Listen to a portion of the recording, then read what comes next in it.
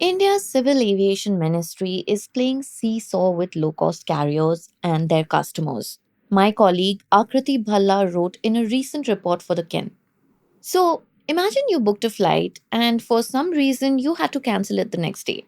Now, usually, unless you've paid extra for zero cancellation, a big chunk of your money would have gone as a fee for the cancellation, right? But in this case, you get every rupee back. Sounds amazing, right? Well, hold on though, because there is obviously a catch. Turns out the same flight actually cost you 20% less last month. And that is what Indian flyers are currently dealing with right now. In the span of 3 days this March, India's Civil Aviation Ministry issued two directives that pulled in completely opposite directions. On the 18th of March, it told airlines to offer full refunds if passengers had cancelled bookings within 48 hours. And then, on 21st March, it decided to scrap all caps on airfares entirely. So, on one hand, you had full refunds, and on the other, uncapped fares. Now, these orders were planned. The full refund directive came after years of growing passenger frustration. Complaints by airline customers had risen by nearly 60% in the financial year 2025, hitting nearly 10,000 filed grievances. Delays in refunds, unexplained deductions were at the top of that list. The anger had been brewing for a while and it was real. So the government did not have a choice but to respond. The fare cap removal, meanwhile, was triggered by the war on Iran. Jet fuel prices had already surged around 60% in the US. India was bracing for the shock to hit its market hard. With fuel expected to account for up to 80% of airline operating costs as the crisis deepens, the ministry decided to let airlines breathe and price their tickets freely. The Federation of Indian Airlines did not mince its words. In a letter to the government, it warned that the financial impact of the refund order would force carriers to recover lost revenues through fare hikes. The government is clearly walking on a tightrope, trying to protect flyers from getting stranded and also protecting airlines from going bust. And that is basically why we've landed here. The how of it, meanwhile, is a story about thin margins, jet fuel, and one airline that sits at the center of all of it. Welcome to Daybreak, a business podcast from the Ken. I'm your host Nigdha Sharma, and I don't chase the news cycle. Instead, every day of the week, my colleague Rachel Varghese and I will come to you with one business story that is worth understanding and worth your time. Today is Wednesday, the 8th of April.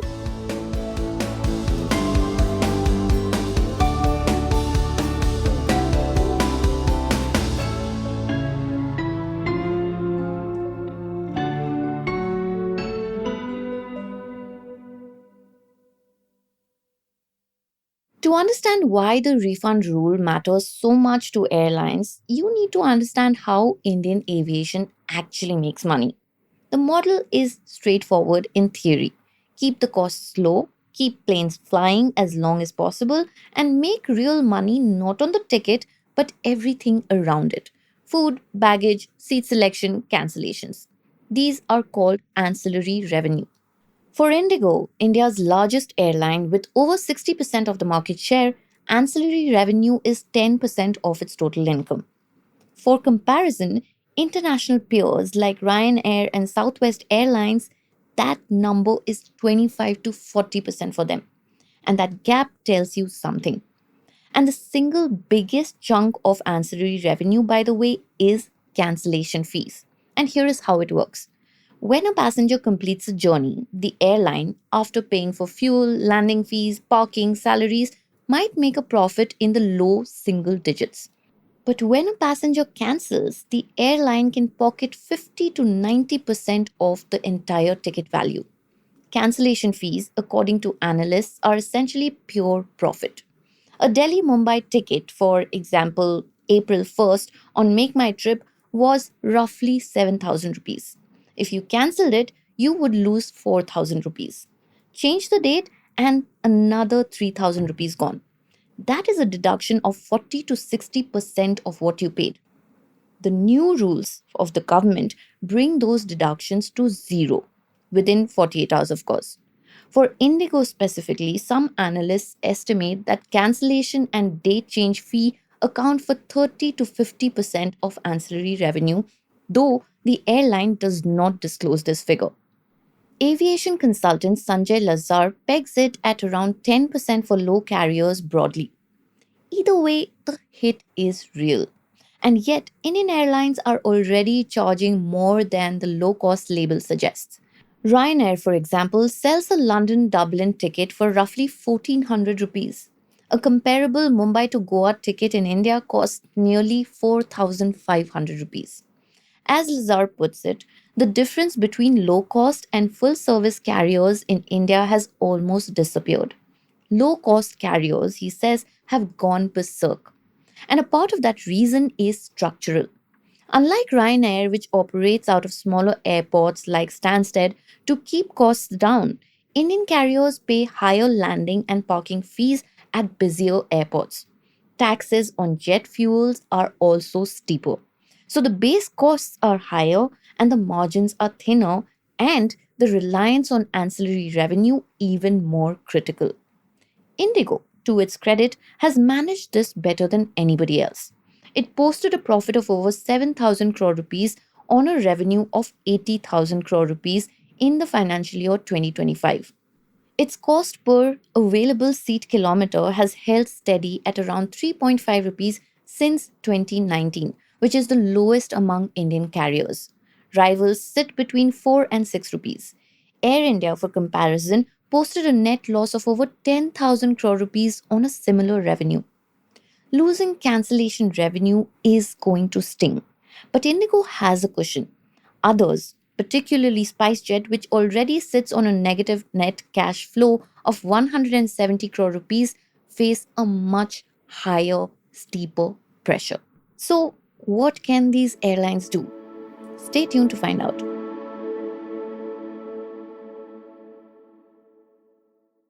Hi, this is Rachel, the co host of Daybreak, and I'm interrupting this episode to paint a quick picture for you.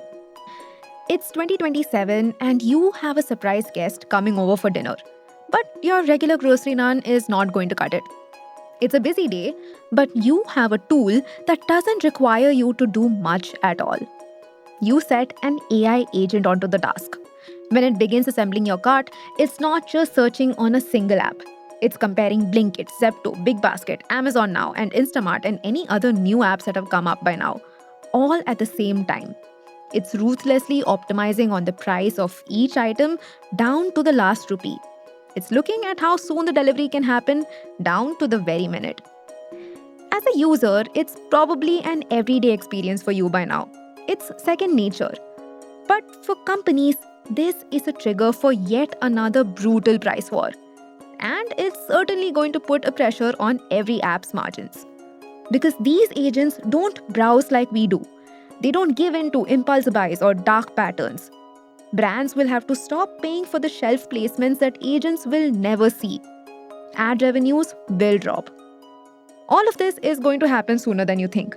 The agentic AI future is already here, agents are proliferating, and the questions are multiplying faster than the answers. What does this mean for the businesses and industries we cover, for the people who run them, and for you, our listener? To answer these questions, the Ken's podcast, Zero Shot, is moving off your screens and headphones. With a panel of experts, operators, and decision makers who are on the front lines of adapting to these changes, we are doing a live event. If you value sharp opinions, honest disagreements, and an experience that will trigger new ideas in you, you should be here. Join us this Sunday on April 12th. To buy the tickets, the link is in the show notes. Now, back to the episode.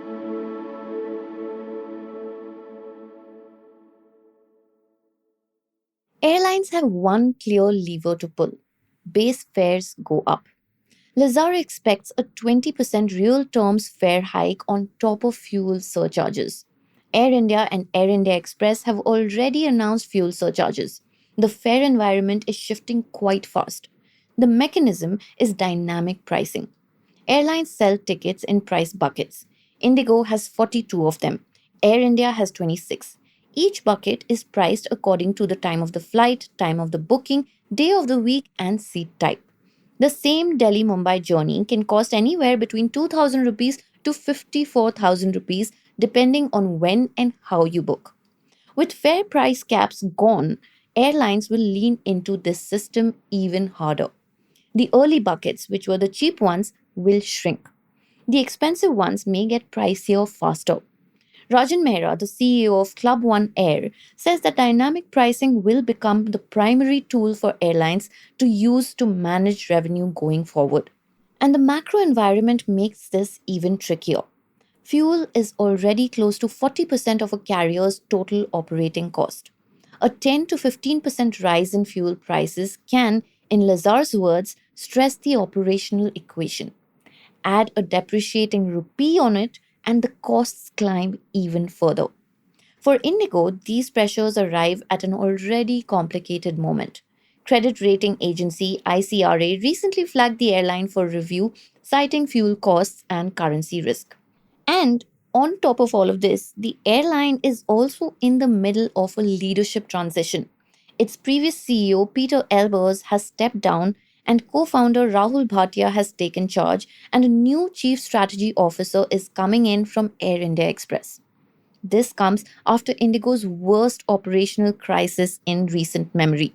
We covered it in a previous episode of Daybreak. I will link it to the show notes of this episode.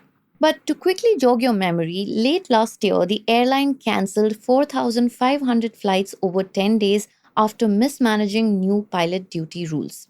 At its worst, nearly 70% of daily flights were cancelled. The chaos that followed, including widespread complaints about refund delays, almost certainly shaped the March 18th government order. A former India head of Qatar Airways framed the twin directives from the government this way. They said market forces should set fares. The government agrees. But it also remembers Jet Airways, Kingfisher, and Go Air. It cannot afford more airlines collapsing and more passengers being stranded. The seat for the Indian flyer is now free to cancel. The flight to get there, though, will cost more than ever before.